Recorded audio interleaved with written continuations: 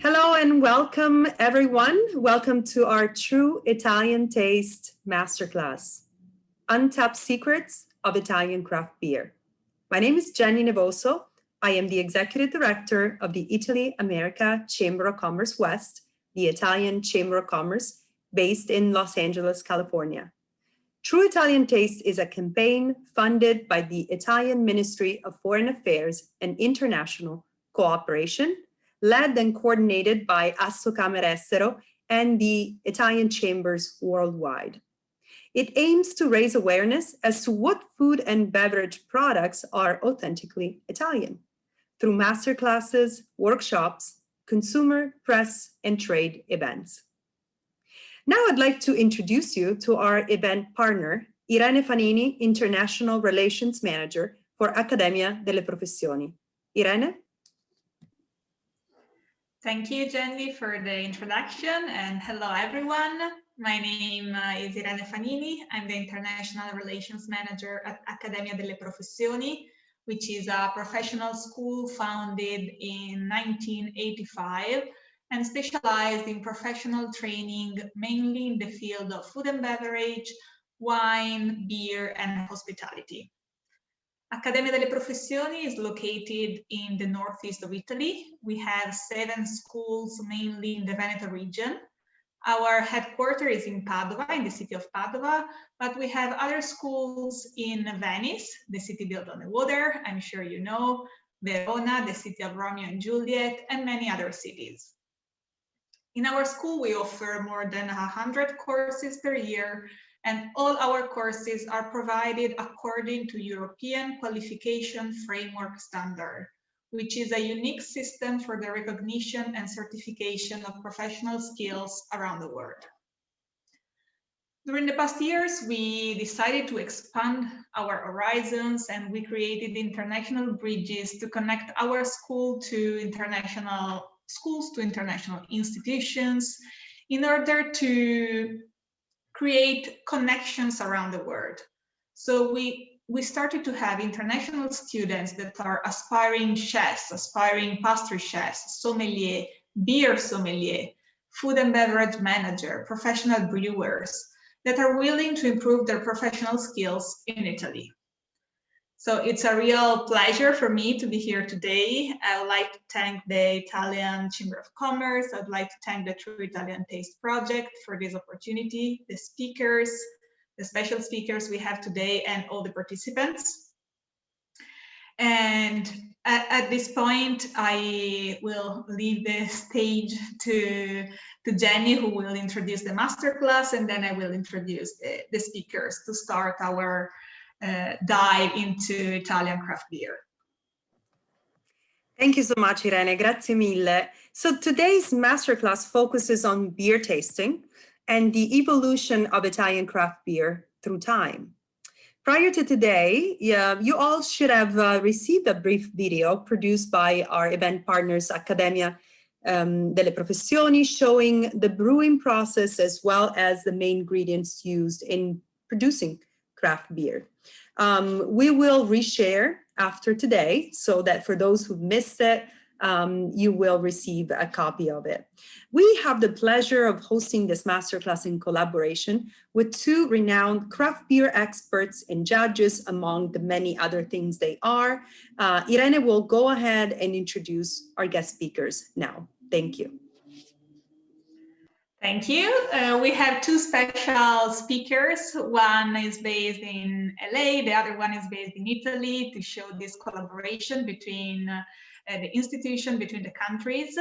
I will start introducing Lorenzo Dabove, alias Kuaska. He is well known as Kuaska. Hello, everybody. Lorenzo will introduce you briefly, then I will let you answer the questions. Lorenzo is a professional beer taster. He's an expert, a teacher, a judge, a writer. Stop. He has been the cultural manager of Union Birrai in Italy for 8 years. And in 2009, he co-founded the MOBI, which is the Movement of Beer Consumers. And he's currently the cultural manager of it. He is a judge in the World Beer Cup since 2004 and in all main international competitions, including Great American Beer Festival. And last but not least, he is one of our teachers at Accademia delle Professioni in the beer sector. And he's also recently assumed the role as president of the Scientific Technical Committee in the beer sector of the Academy. And Thank you so he's much. a leading fighter in preserving traditional lambic. Then you will learn more about his career, and he will show you the secrets of Italian craft beer. On the other hand, we have Tomm Carroll, who is a veteran beer journalist with more than 20 years of experience. And he's a senior contributor and historian for Beer Paper in Los Angeles, where he's based. And he has written for Celebrator Beer News, Los Angeles Times, Ale Street News, among others. And he is an international beer judge as well of more than 40 commercial and homebrew competitions. And he's a teacher in a craft beer class at UCLA. He was one of the original organizers of the 12-year-old LA Beer Week, for which he still organizes and moderates educational panels. He is a member of many institutions, of the American Homebrewer Association, the Culinary Historians of Southern California, and is also working on a book on the early days of Los Angeles breweries. So I think we have two great experts of craft beer, and today you have the chance to ask them questions. So I will kindly invite you to use the Q&A box, the chat that you see. So you can write the questions, and at the end we will ask those questions to the speakers. So during this masterclass, Genny and I will moderate the conversation. And we have some special questions for our speakers, and they will answer using their experience and their background in this sector. So I think we can start. Wonderful. Thank you, Irene. I will start with my first question to Lorenzo. And again, as Irene mentioned, please feel free to use the Q&A box to send your questions, and in the last portion of this event, we will dedicate some time to have our special speakers today, our special guests, answering your questions. Lorenzo, I have a question for you. You are one of the pioneers of the Italian craft beer revolution, which started at the end of the 90s. What was the revolution all about? It's a real revolution. A real craft movement has taken shape in Italy since 1996. This is the perfect year. A small group of brave pioneers, no more than 7 or 8, mainly located in the north. Only one was near Roma because his wife was from Scotland. The other come from Piedmont, Baladin, Beba, from Lombardy, Birrificio Italiano, Lambrate, e Cremona, anche centrale della birra di Cremona.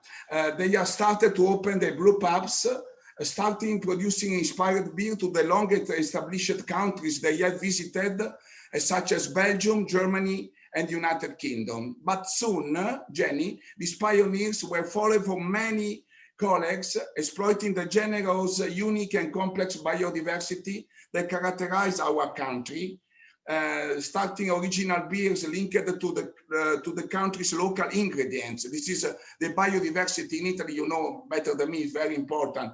An unprecedented revolution was beginning, leading to the birth of Made in Italy. We can talk about now a real Made in Italy beers, and creates a new consumer, discover beers full of character with new aromas, taste.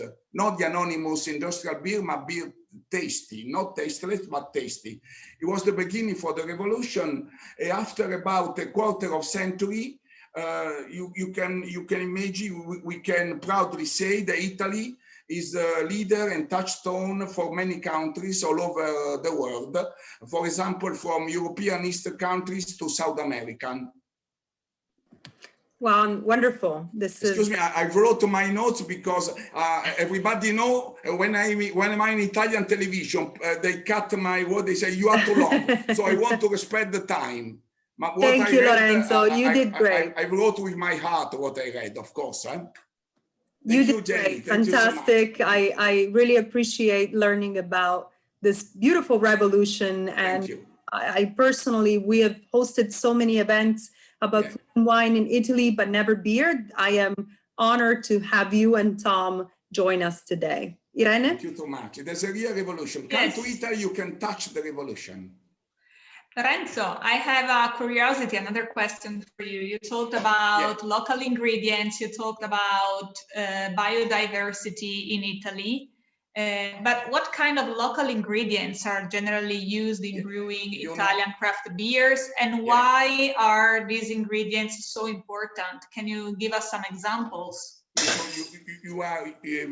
My country is full of biodiversity. There are local ingredients, local dishes, every village. If you make a dish in one village, 1 kilometer after, there's a different one. The first example was the chestnut beers. We are a long and narrow country, so we have different chestnut beer picked up by different people also, and the cultivar are very different. But furthermore, there are another diversity. They use to make to use the chestnut. For example, some people use roasted, smoked, boiled, different way to use chestnut beer. There was the first made in Italy. Then was followed by use local ingredients, local cereals, local grains. These grains are very important because there were a resurrection of this grain thanks to the brewer. They discover ancient old grains like spelt, especially spelt. We make a great spelt beer, but we use also many varieties of durum on soft wheat, unknown cultivar outside the region. People that don't know about which grain is the one of the neighborhood. The other example are the fruit beer. In Italy, you have an impressive number of fruit are grown, many of which are known only by local population. It is incredible, this. Citrus fruit from south, from Sicily, from Calabria, for example, like lemon, orange, tangerine, bergamot. We have local cherries, raspberry, peach, apricot, apple, prickly pear, and many others. Different beers are born from which typical Italian creativity, originality, imagination can be best experienced. For me, it's very important to point out that our brewer don't use fruit or strange grain or grape just for trendy. They are innovator. They are inside them. This okay, and now the bright example is Italian Grape Ale, IGA. We are a country of wine vocation. It was normally the birth of a link between beer and wine. This link can take place mainly through the use of both fresh and cooked wine must, but also to the use of grapes, wine yeast, barrels from wine producer. There's a grand friendship between people with the same vocation. They can make beer, they can make wine, they can make cheese, they can make raw meat, they can make honey. They are the same umbrella, the same vocation. They are like priests, like monks. We finally come to define them with the generic name Italian Grape Ale that fully enter in BJCP. Sour beers. We are a great country of sour beers. There's a great festival in Reggio Emilia about sour beers. We have people that start to make also using the courtship, make spontaneous fermentation. I'm a great lover of lambic. I'm part of the family Cantillon. I'm honored about this. And our brewer make a great sour beer. I call this sour beer gently because they want, the goal is to make a balance. The balance is the key word for a brewer. You can be an acrobat 1,000 meters, you can be an acrobat in 100 meters, but the balance is very important. It's funny because I wrote a note that I talk about other things.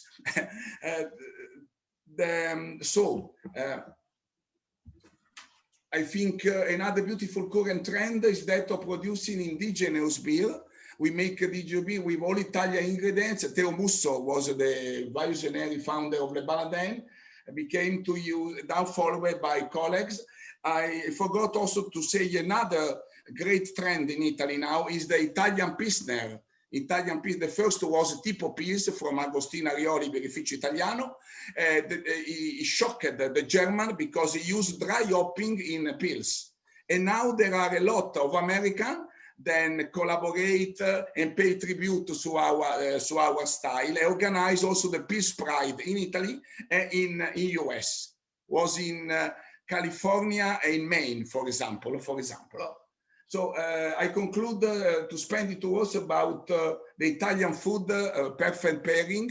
You know, we are a great lover of food, and beers, craft beers and food are a great wedding. The chef have the opportunity to exploit, to have three tips. One tip is the growing quality of our beer, the average of our beer. I can testify because I'm a taster, I'm a severe taster, but now the level is very high. Everybody can come to Italy, you can confirm my words. Then the second tip is the packaging. We make a wonderful beer, the design, the Italian design. They are expensive, also the bottle, but the bottle, you recognize the producer soon. The bottle is very important. Some of our bottles were elected the best bottles in the world. And the last one is the eclecticism of our beer. A chef could pair everything, every dish, and the wine cannot do it. We can do with the beer, we cannot do it with the wine. The wine has some limit about the pairing. The beer has no limit. I have no limit. Thank you, Lorenzo. It was a very interesting explanation. I can already say that we are receiving many questions and we will collect all the questions for the end. Thank you so much. So now I would like to ask Tomm if he has something to add on this topic. We would like to hear your voice as well. Tomm is a great lover of Italian beer, Italian people. Lorenzo is a hard act to follow. and to get a word in too, of course, but very good friend. And yeah, to touch on his earlier comment about the craft beer revolution in Italy, we learned about it in Southern California a lot later. We were just, you know, in the mid 2000s, building up our own craft beer interest and still into Belgian beers and things. And I had seen a advertisement for a brew pub down in Brea in Orange County called BJ's, and every month they would do a special. They would feature a special beer, and they were featuring Italian craft beer. And I thought, what the hell is that? There's no craft beer in Italy, is there? So I went. And it was an amazing array of Baladin and a bit of Professioni Italiano, Troll, all of the early breweries with amazing, you know, an IGA and all sorts of chestnut beers and things that I'd never heard of. And so I got a bunch of them and started drinking them and decided I have to go and visit Italy and go to the source. And so most of them were from Northern Italy, which is where the movement really started. So my wife and I went over for Christmas in 2008. And that's where I met up with Lorenzo, and he showed me around Milano and a lot of other places. And we got to visit Baladin in Piemonte. And I was hooked and came back and started talking to friends of my homebrew club and started writing about it for the Celebrator. I was covering LA and other travel things for the Celebrator at that point. And, you know, I became this big beer aficionado, birra artigianale aficionado. Sorry, my Italian is not so good. So anyway, but I really appreciate the beer, and it just caused me to learn more and more about it. And then before too long, I started judging the beer dell'anno, thanks to Lorenzo. But the interesting part of what he's talking about is with the differences in the ingredients, the local ingredients, which is, you know, it grew at the Italian craft beer movement grew out of or paralleled the growth of the slow food movement in Torino. So it was all about ingredients. And this is like one of the differences, say, in our American and Italian craft beers. There's not that much of a attention to specific local ingredients. I mean, there are here and there, but for the most part, it's not. You know, it's like how pizza in every dish is so different in every region in Italy. That's not so much the case in the U.S. You do have different barbecues, and you know, one in Kansas City and one in Texas and all that sort. But it's one of the main differences, I think. And there are some American craft beers that are doing that, but I think the Italians just do it so well, and it's difficult because we don't get to see a lot of it, Italian craft beer in the U.S., particularly on the West Coast, because well, there are excise taxes and there are all sorts of things, and of course we just went through this pandemic, and importing and exporting anything is difficult. But you know, a few years ago it was a little bit more prominent, and of course it's more prominent in New York. It's much easier to find places with Italian craft beer in bottles, and sometimes actually on draft. So, but the other, you know, aside from differences, I think we have a lot in common, our craft beer movements, because we both the U.S. and Italy came from non-beer cultures. We were all basically, you know, it was at least underdeveloped beer cultures. It was Prohibition sort of did us in, and it was mostly the light lagers, you know, dumbed down versions of German and Czech Pilsners. So when we started, when both countries started, they were starting in a way with a blank slate. So we could emulate the styles, you know, the pale ales from the UK, the Pilsners from Germany and Czech, the blondes and the doubles from Belgium. And then, but because we didn't have to adhere to a particular style, we could experiment and play with it. And the Americans have certainly done that. You know, look at what the Americans done to the IPA, particularly now we have hazy IPAs all over the world. And the Italians have done it with all these local ingredients, you know, much more so than the Belgians do. And so we have that, you know, that passion and that creativity and innovation to brew, because we're not linked to a certain style. You wouldn't be able to do this in Germany. I guess they are sort of doing it now, but you know, a ways ago, not too long ago, it wasn't that difficult to do. You had to adhere to rules. So it's more about creativity than it is rules, and then new style starts. We have the IGA, the Italian Grape Ale, and the aforementioned hazy IPA. So you know, that's a shared difference, and it's you know, it's that sort of thing, that passion, I think, that really ties us together. I just wish we could get more Italian craft beer here. I see more American beer in Italy than I ever see Italian beer here, sadly.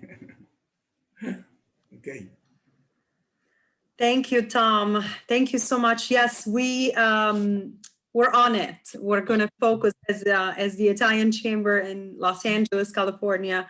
We will definitely divert some of our focus to this incredible product with such an array of nuances and beautiful ingredients being used. So we'll try to make them available and widespread. And I'm here to help. Yes. So I have a question to both of you. I wanted to know, what are we tasting today, and what are you tasting today? I'm not tasting, unfortunately. And why did you pick this specific craft beer for today's masterclass? Lorenzo? Yeah, we taste beer from Baladin, Nora, today. And Baladeni is one of the pioneers, you know, but there are I want to invite people to come to Italy to taste the pioneer and the new guys, the new guys. Everybody is great. We are proud to have a lot of brewers, young and old. Nora, it's important for me to say that we are innovative. We can make made in Italy beer, but when we want to make interpretation of classic style, we make our own interpretation. We don't make a clone. We make our interpretation. And in this case, is furthermore, is a step beyond. Theo is genius. Theo decided to inspired to the old Egyptian recipe about this beer. So this beer have a small amount of hops, because in Italy it's not allowed to call a beer without hops. And he use a lot of raisin from Ethiopia. He use a lot of spice. He use a Khorassan grain, that wheat coming from Egypt. He use ginger, myrrh, he make a very great spice beer. And I think people will enjoy this beer because it's easy to drink, is 6 and 8 ABV, but you don't feel the alcohol of this beer. It's typical because Theo learned by Belgian teachers. So, you know, the Belgian make beer dangerous drinkable because you don't feel the alcohol. And I want to introduce to Tomm, ask him to talk about the beer that represent the link with the matter of today, the use of 0 kilometers autochthon native ingredients, local ingredients. Is the Nazionale. I think Tomm love this beer. I do. I love Nazionale, and it's only wish that we were able to taste it today. But Nora is a very worthwhile substitute. But Nazionale is brewed with all 100% Italian ingredients, and it is very easy drinking. In fact, when I take the train from Rimini to Roma, they sell bottles of it on the train, and so it's great. I always have at least 1 or 2 of those, and bring some back. And occasionally you can find it in your better stores that carry Italian beers. It was not one of Teo Muso's original beers. That wasn't one of the original core beers, but Nora was. And Nora is, it was actually in that very first Italian beer tasting that I did at the BJ's Brew Pub back in 2008. This is one of the beers we tasted. I had never had a beer with myrrh in it before. I guess I didn't even know myrrh was a spice. I only heard of gold, frankincense, and myrrh. But I was really knocked out by it. And then when I found out it's technically a gruit, which is an ancient style of beer before hops were a regular thing. Hops didn't really start to come in until about the 10th century. And then not till much later, 1500s, with the Reinheitsgebot in Germany, did they become more of a regular thing. But it was a beer that wasn't hopped. All the spices and herbs in it are what bitters the beer, takes the place of the hops. But this is just astounding. But like Lorenzo said, in Italy, as well as in the US, you can't, if you make a gruit, you still have to put some hops in it just to be able to call it beer. And so that's the case of this. But I'm looking forward to having a taste. I see Lorenzo's already popped his. I opened the bottle. And can I spend 2 words, only 1 second about the glass? This is an area that's linked to the Italian creativity. Is a universal glass. It's called Teku, from Theo and Kuaska. It was born because I need a glass to pour, to taste many beers. In the beginning, I used a very different glass. I used the wine glass. The wine glass was penalizing some beers full of flavor. In this case, you can taste all the beer just for tasting. If you want to drink a Weizen beer, you use the Weizen glass. You want to drink a Trappist beer, you use a cup, of course. But for universal tasting, this is perfect. And many brewers are scared about this glass because he detects all the problems, all the defects, all the fault are detected by this glass. They are scared about. Okay, we can share, we can pour the beer. Feel free to join us at home if you have any. Voila. In order to support this tasting, I would suggest to share a slide that shows all the steps and what we have to consider while tasting and judging a beer. So I will share a slide with you.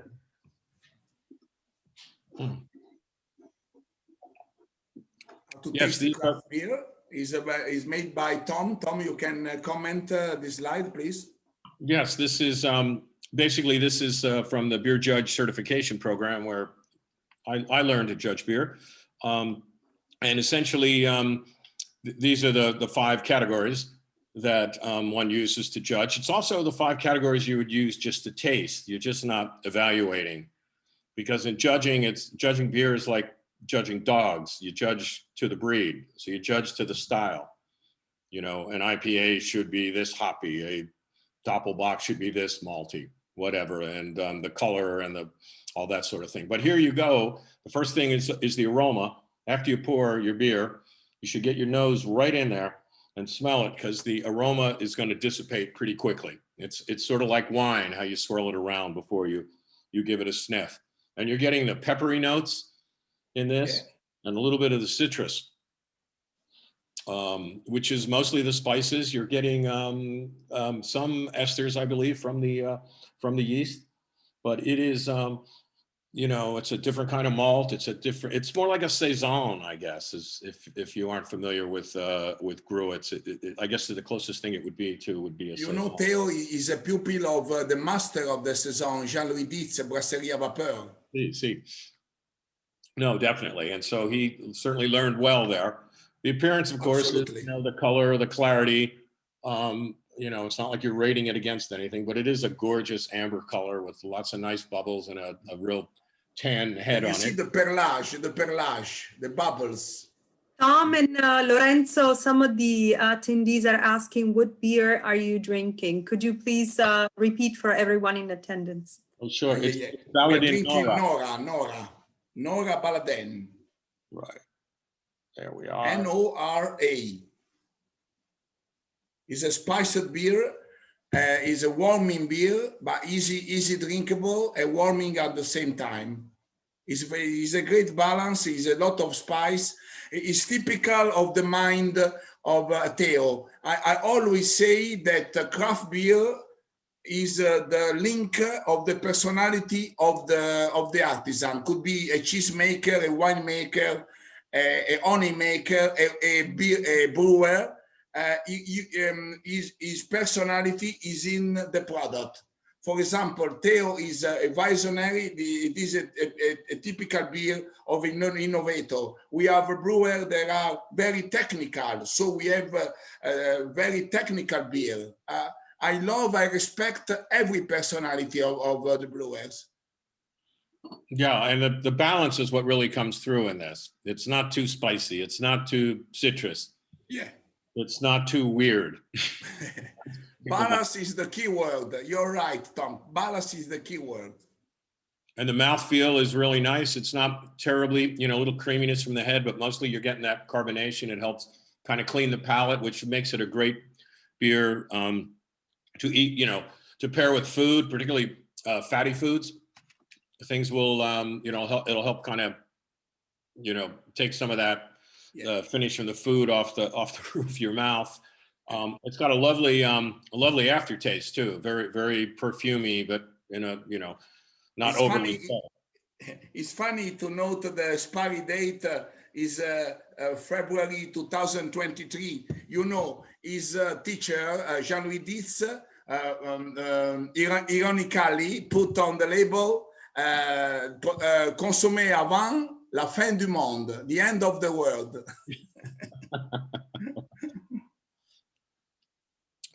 And then, you know, after the flavor and the mouthfeel, which are very, very related, then basically it's the overall impression, like whether you like it, whether you don't, what else you say about it, what you taste that maybe you know, the person next to you drinking the same beer doesn't taste, because all of our palates are a little different. Drinking and tasting and judging are a bit subjective. That's why you always have more than one judge in a competition, because, and the more the better, because not everybody's going to taste exactly the same thing, or some people just miss certain things. But it's this is just such, I haven't had this beer in a while, and this is really, really nice. And fortunately, our Italy in Los Angeles was able to get a fairly fresh batch. I think it was brewed a month or two ago. We don't have Best By dates in the US. They put the year and the batch of that year. Yeah. So depending on how many batches they brew, that's how you figure it out. But anyway, it's a 2021, so it's not that old. It's fantastic to point out that in this webinar, Genny, for example, I read a message from Marian Kostadinowski from Northern Macedonia, who is drinking Nora in the same glass to celebrate the birthday of his mom, 79 years old today. So beautiful. Happy birthday. Cheers. Yes. Theo, you know, Theo was one of the first to point out, to think, to give beer to the restaurant, to the best restaurants, and this beer could match a lot of dishes from Thai food, for example, for Thai food, but also for Italian recipe. Some Italian recipe could be okay with cheese, or could be okay also with some dessert, in my opinion. Okay, so if you agree, I would like to give the microphone to Irene for a few words, and then I'll open the Q&A, and we'll go over the many questions. We have received many questions, and we'll greet everybody. There's people from South America, from Europe, Eastern European countries, the US, and so we'll address as many people as we can. Irene? Yes, thank you. I hope you enjoyed the questions and also the tasting, especially. And it's just an invitation to come to visit Italy for all the participants at this masterclass. Come to visit Italy, come to visit Accademia delle Professioni. As I said, we organize many courses in the beer sector, divided in two fields, mainly in the beer sommelierie. They're guided by Kuaska. He's an expert in tasting, and also other courses in brewery. So if you're interested in learning how to brew beer, how to brew craft beer, I suggest you to get in contact with me. We will follow up with many information tomorrow. So today you have all the time to relax and taste your beer. So come to visit us. If you've never been to Italy, it's a great opportunity also to visit the country and to try the food, try the beer, try wine, and everything we have that make us proud of our country. Thank you. Thank you. Yeah. I'm sorry, go ahead. No. Now it's time for questions. I can see many questions. Yes, so. Yes, yeah. We want to give people an opportunity. I see a lot. I'll try to go, and please, if you could write the questions in the Q&A box rather than the chat box, because the chat box is full of greetings. There's people greeting one another, so we would love them in the Q&A box if possible. I will start with Marcio Beck. He says, when I interviewed Theo Musso in 2014, spoke of the prejudice against beer that still existed in Italy in favor of wine, of course. Do you feel the same? And if so, do you think this has changed? I would ask this to Lorenzo very briefly so that we go to the next. Theo live in a wine region very close to Barolo, for example. So his father made wine. So he was keen of wine soon. He was a boy, and was the first to experiment, but was not the first to make products linked to wine. And now is interesting in wine. Is still strong, but is not one focused only on the link on beer or wine. Now, in the mind of Theo is to make Italian beer, to use, to make more and more possible beer with only Italian ingredients, but still the wine is his mind. Thank you. Thank you. We have Felipe Pizarro. He asked a question for Lorenzo. Lorenzo, please, can you describe more exactly the grape ale style? Yeah, Felipe is a great friend of mine from Santiago. I was in Chile. You know, many of the people come from Chile. I love this country. I love this country. Yes, Italian grape ale is a generic name, grape. But most of our brewers use the word, the most of wine, the wine most. They made the resurrection of some wine, the grape people didn't know before, and they use in the boiling. Most of them using the boiling. The first one was Nicola Perra from Maracalagonis in Sardinia. In Sardinia, you know, Sardinia is the most consumption per head for beer in Sardinia, only industrial in the moment before. Now there's a revolution in Sardinia as well. And the brewery is called Barley. He was the first to use Sapa. Sapa is a boiled wort of wine they use to fill topping the dessert. They use in boiling to make a beer. The BB10 was the first, and they use different wine, different grape from his country was the first. And now there are people that made a project. I want to explain better. Now IGA is a trend. I don't like people that want to follow a trend without the passion. You know, we are full of passion. You and me are full of passion. Irene is full of passion. So we want to follow our passion, to be honest. And some of them had only one IGA in their portfolio. In the contrary, I esteem people that make a project. They decide to make a project based on the Italian grape ale, to use the local word of friends that make great wine. In this case, the future will be very pink. Wonderful. Thank you, Lorenzo. Thank you. There's a question from Juan Mendoza. He says, how has beer changed the landscape to wine consumers? Has it changed the dynamics and culture amongst the two? And I'll ask this question to Lorenzo, but then also Tomm, if you could contribute with your perspective. Thank you. Hello to Juan. Okay, Tomm, start you. Sure. No, I know Juan well. It's pretty interesting. I think what the craft beer movement in the U.S. particularly is really opened up to a lot of wine drinkers and wine snobs, perhaps people that just do not like beer, and you know, and they don't, you know, it's really difficult to find somebody that does. And I usually can say, well, you just haven't met the right beer, and sit down with me, come on over, and we'll open some things, and I bet you there'll be something you'll at least finish, unless you want to be spiteful about it. But the sour beers are a great gateway for wine drinkers because of the acidity in it.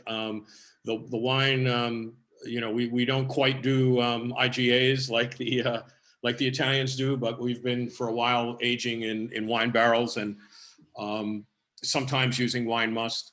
And you get, you know, when it really works like the Italians, I think it is like drinking.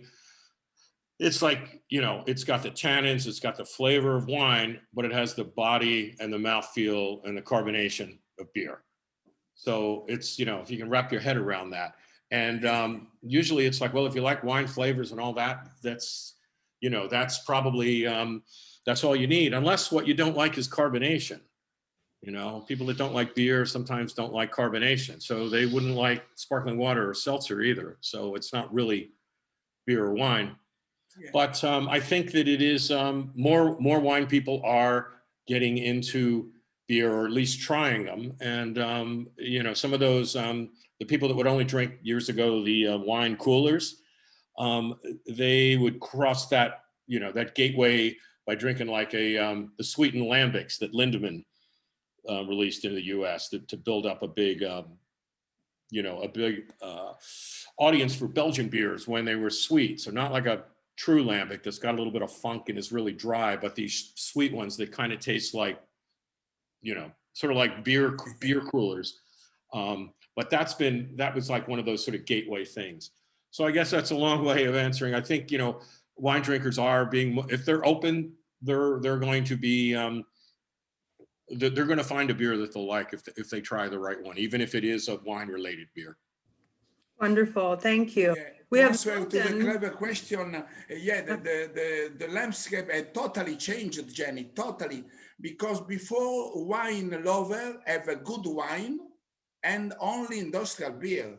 Now they discover great new beers with a lot of taste, different aroma. And so they have a great alternative. They have a new option. We are no enemy. We are no enemy. I like the good life. Good life. You can have before you have like in a basket of the good food.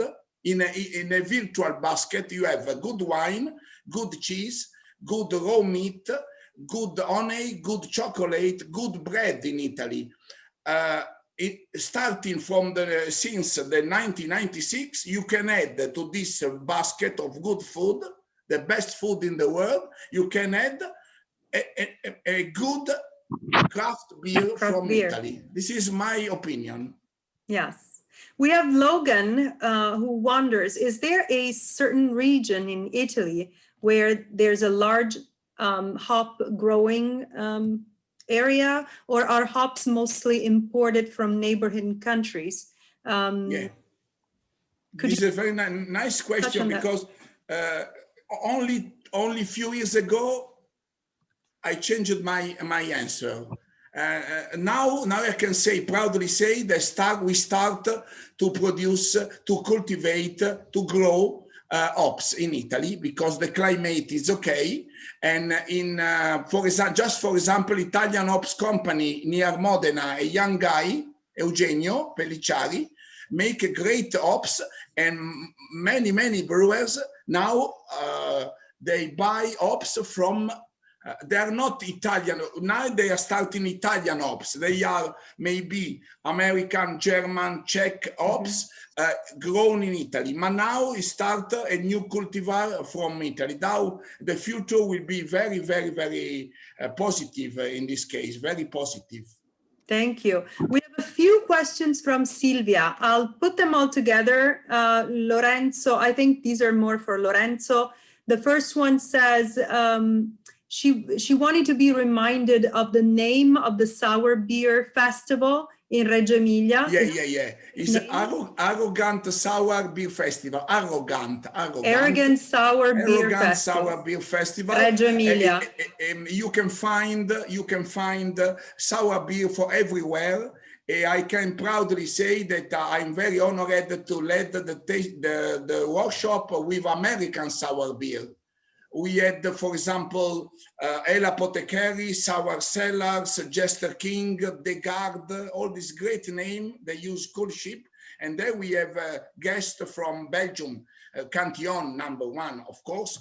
But people are a lot of people are interested in the Italian sour beer.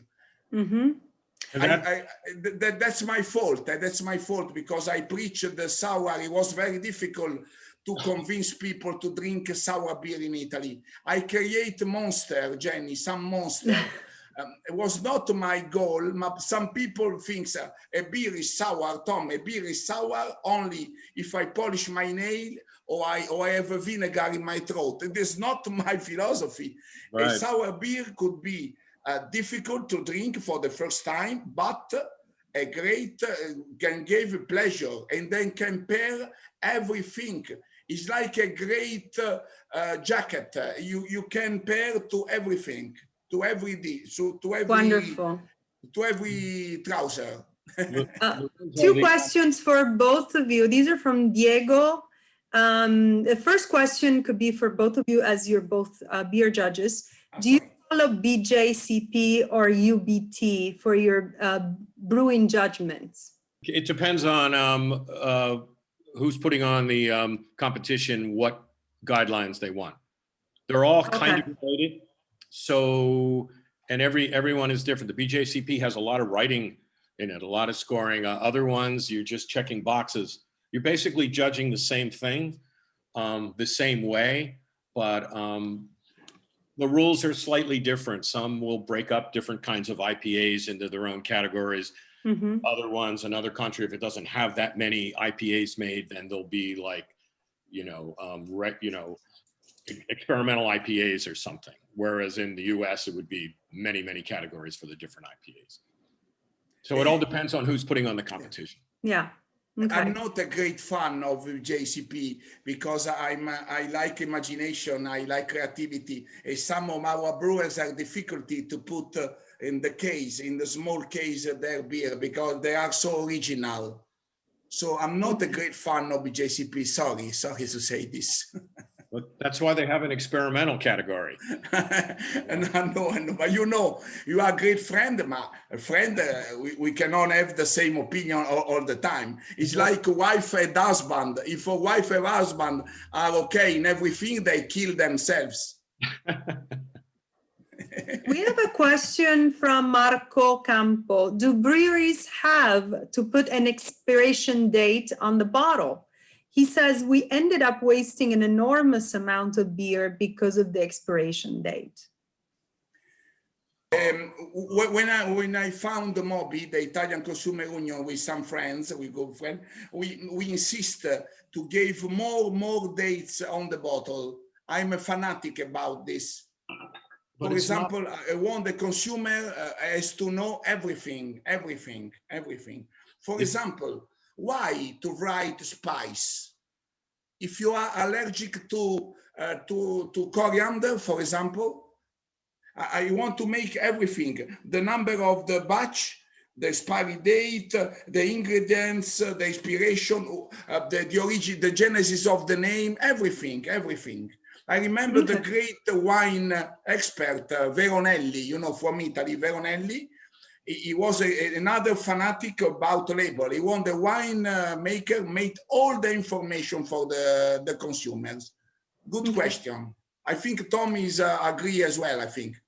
Yeah, but I think to Marco's question, the breweries, it all depends on what the law is in their country. The doesn't have to be done in the US, which is very sad. But what most serious craft brewers who are making IPAs do is they put the canning date on there. As hops do not last very long. You want to drink something within as early as possible, maybe not the next week. Sometimes they're a little too green, but within a month, 2 months, 3 months sometimes, if it's been kept cold. It depends on where you buy your beer, and virtually every IPA is in a can now in the US. So, and they're always marked on the bottom. Every once in a while, you'll find a brewery that doesn't put a canning date on it or a best by date. Okay. Canning date is more important because they can tell you whatever date they want, but there's no law to do that. And it's really... Okay. I don't understand why some brewers are jealous about the ingredients. You can give the recipe. Only you can make your beer. For example, Theo made a beer called Open, and made a competition to give the recipe to the home brewers. The home brewers are very important in US and in Italy. A great beer, home brewer beer. And so they make a competition about the open Baladin. They make the same beer with the recipe supplied by Theo, for example. And some of the brewery in Italy, they put the name of the hops because everybody want to know the hops. Some of them made all the hops they use. Why not? Thank you. We have Klaus Christian asking, he would like to know the exact story behind the special yeast used for Nora. Yeah, Nora is not important for the yeast. Nora is important for the ingredients. So they found an old recipe, Egyptian recipe, because Nora is the name of the former wife.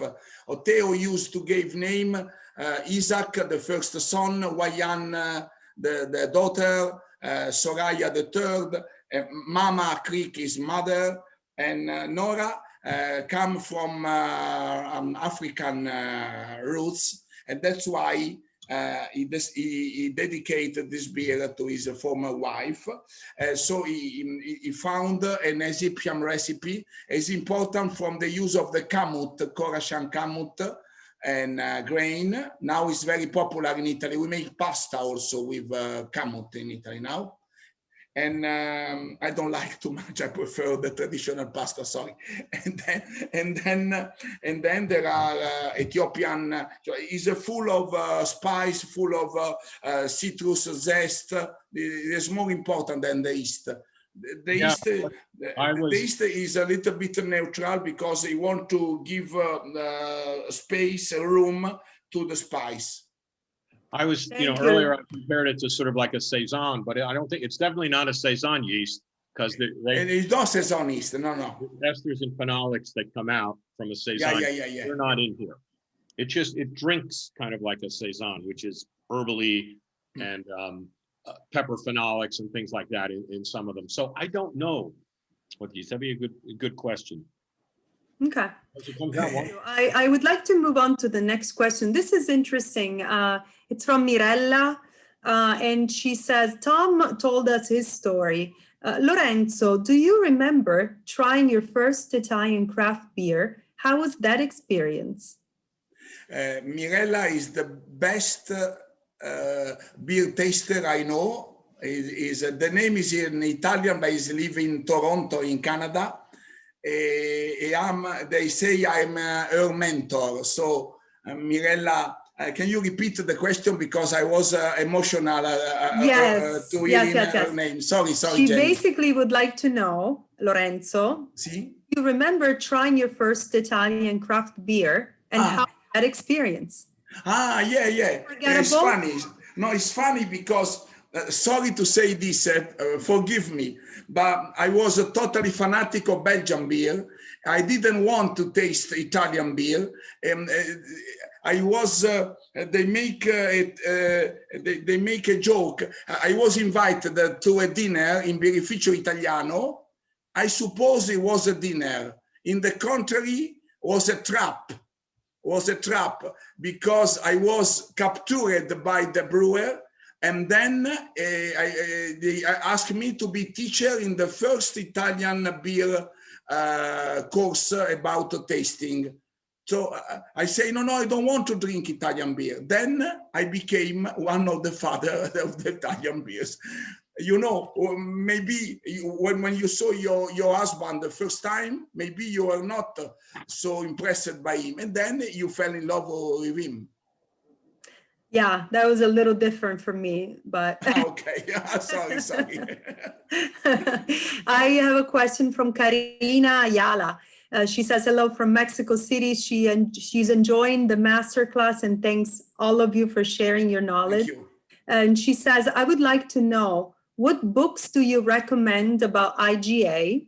And also, what tasting tips would you give for this style? And finally, is there a specific certification? Oh, perfetto. Now we are under attack because there are people that want to skip the name Italian before grape ale, because grape ale is made everywhere. Okay, you can make everywhere, but the copyright is ours, so you can call Italian grape ale. If I make an American IPA in Naples or in Milano or in Genoa, it's an American IPA. So don't touch our Italian grape ale, please.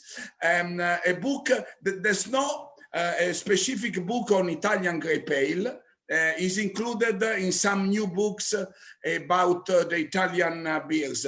I think it's time to write. I have no time. I try to do it.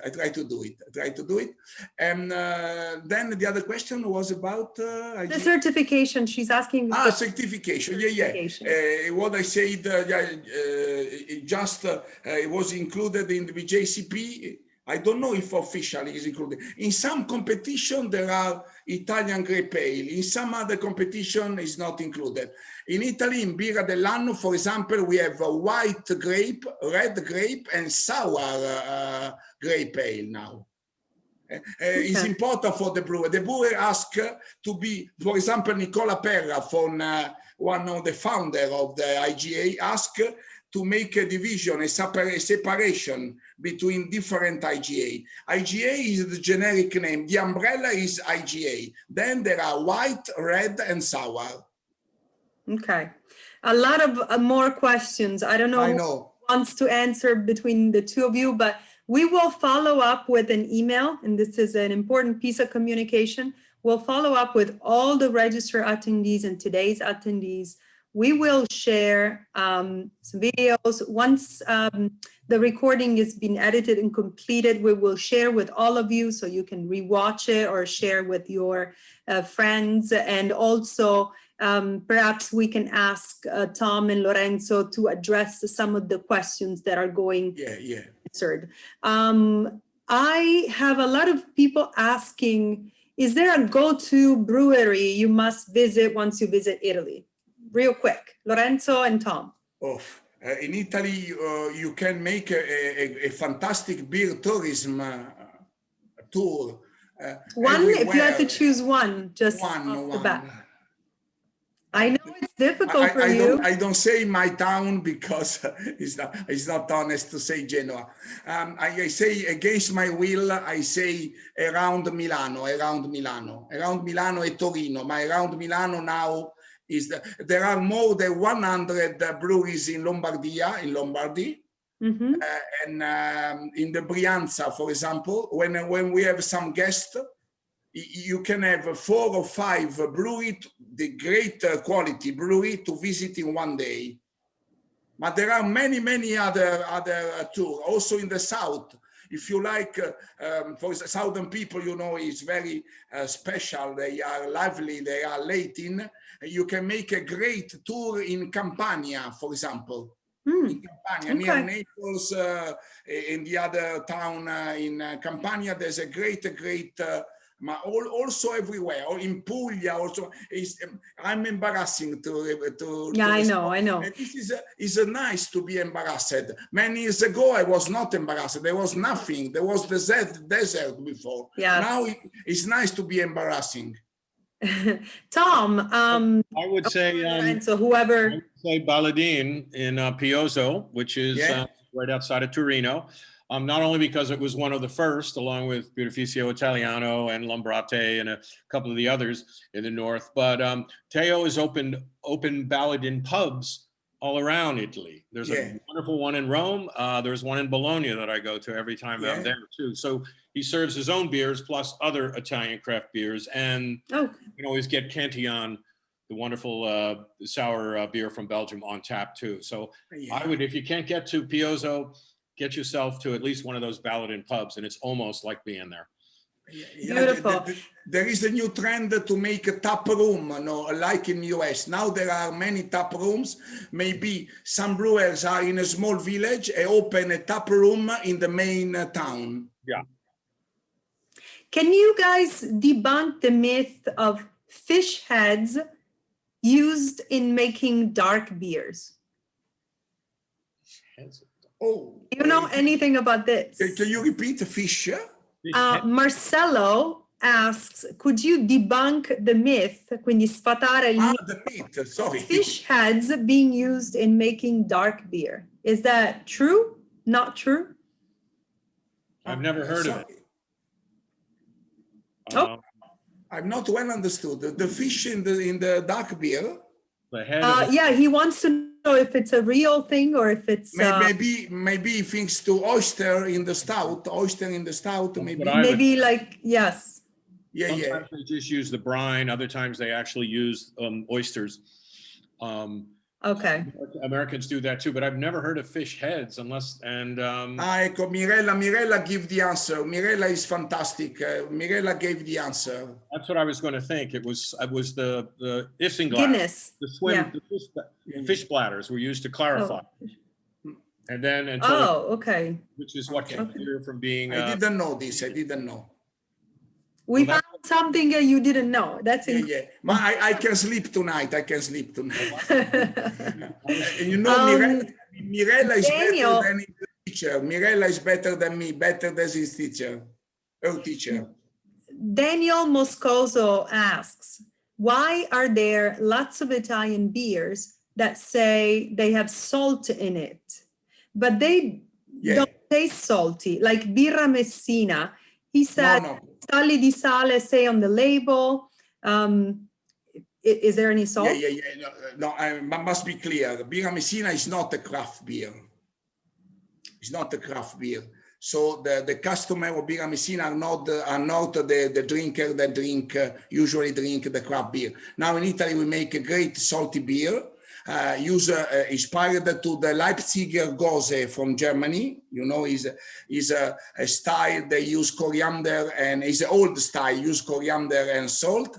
And among the great salty beer in Italy, one is made by the sea, the seawater. In Puglia, Margose from Biranova near Bari in southern Italy. They use the water of the sea, the seawater. Oh, okay, interesting. So we make a great salty beer in Italy, but there are salty beer everywhere because they are following the fantastic German style called Gose.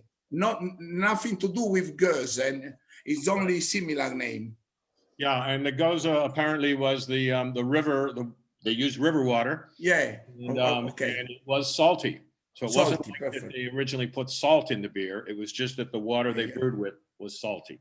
There were salty mines also in around it. Yeah, and that's There's why. Tom, another Tom, who says, how did COVID impact the Italian craft beer industry, and were there many closures? Yeah, it's just a matter. I have to write an article about this. The COVID situation was tragic everywhere in every field, but our brewers was clever to not to cry, but to try to react, to make a reaction. And they invented, for example, there's a great friendship there are a lot of social media to add the brewer to sell the beer, to take away, or to sell the beer door to door, or to e-commerce. So the situation was tragic, but they demonstrated to be united and to try to feel to the future. But some of them had to close, of course. Not the great number I wrote in the article. It was a fake news. It was not, the Source Union Birite told me that it's not 100 or 200. It was some of them, tragically, they closed, but there's a great reaction between the brewer. A bad question is that the government didn't help, because beer is not helped in Italy. Wine is helped, is protected. Beer is not protected for the moment. Yes. Two more questions and then we're going to have to wrap it up. We promise we will address some of your questions in the follow-up email. You know, Jenny, a great success. The beer is attractive. They attract. It's very attractive, and we have so many questions that have not been answered because I was sure. So Janet Garcia asked, and maybe we can ask this to Tom, what foods or sides pair well with Nora? Interesting.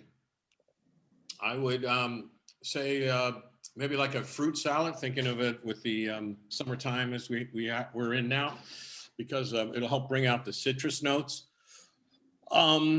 Anything with spices, it might go with some mild Indian spiced foods, but it also, like I said, because of the cleansingness of how it cleanses the palate, you could use heavier fare with it. But I think because the spices are so are so unique, you would want to pick something with a similar spice, maybe something with a little bit of ginger in it.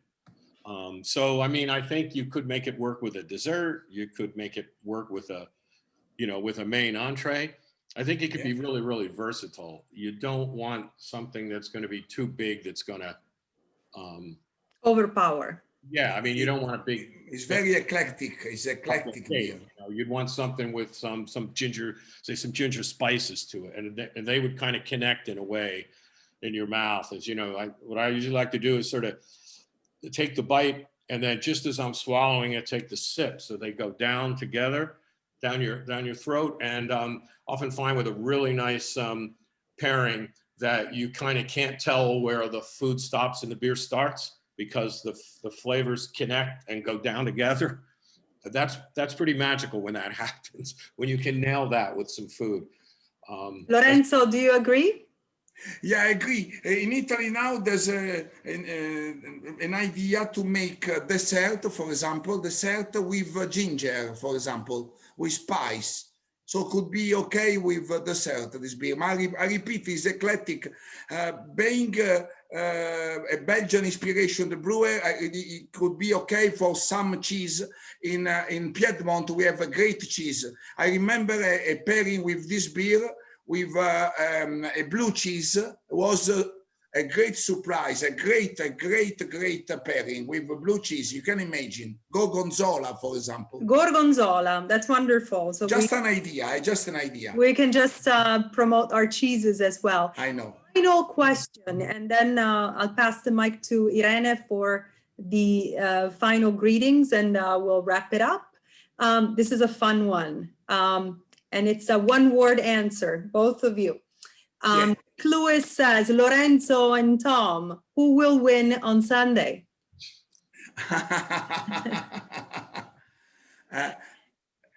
Italy, of course. All right. And Tomm? I've got to agree. I'm not. I don't know how many Brits are on the call, but they would have been the second save. But yeah, I think Italy's been playing a bit better. England got a little lucky now that Denmark scored one of their goals for them yesterday. Don't hate Wonderful. me. Wonderful. All right, so hopefully we'll toast with some beautiful Italian craft beer. And British beers. We're having a party, putting them both together. Tomm is too shy because every win of Italy, I receive after 1 second the text message from Tomm. They say, "Brava Italia," he called me. All righty. So thank you for answering some of these questions. There's so many more.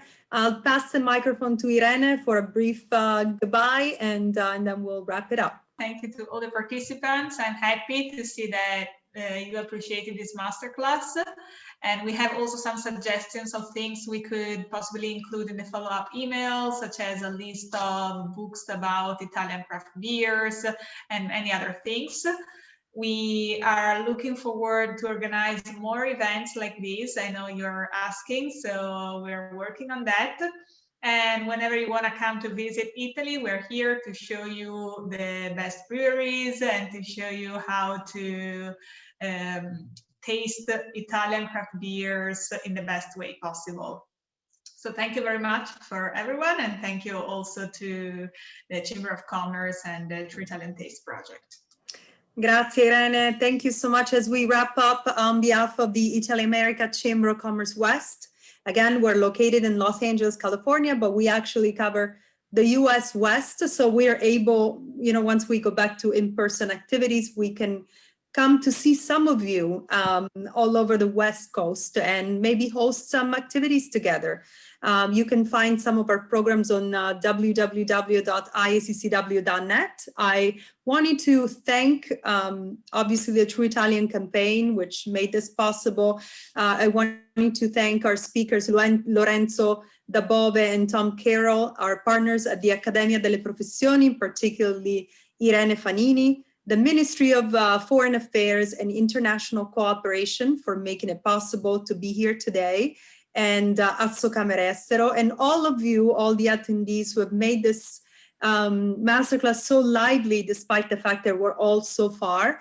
Thank you for joining us today. We'll be in touch in a couple of days with a follow-up email, and we will be asking you to please follow up with a survey we're sending. It's very important for us to continue doing what we do. You know, if you can send these surveys back, would be wonderful. And thank you all again for joining us today. Arrivederci.